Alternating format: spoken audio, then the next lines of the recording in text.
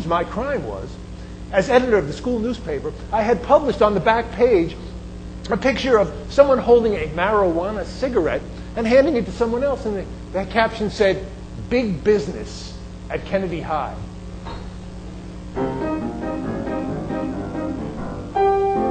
Well, it was big business.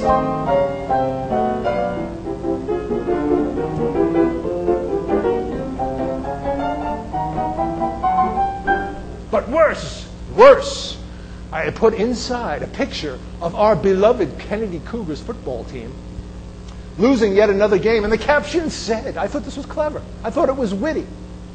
It said, "Will the Cougars complete their perfect record and go 0-8 next week?" Steckler passes for another interception. And there was Steckler right there in the room growling at me.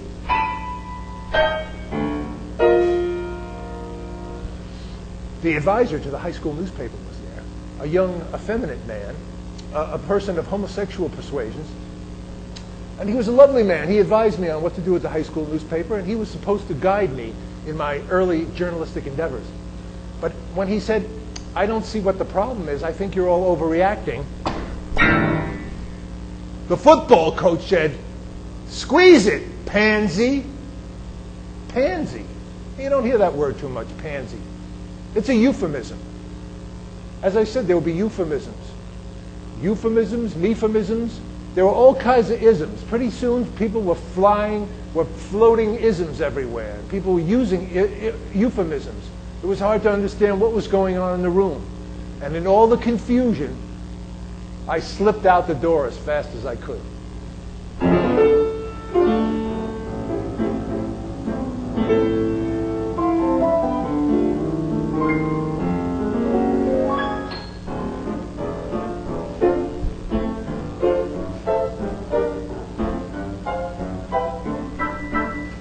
The next day, of course, I had to get high, so I went down to the parking lot.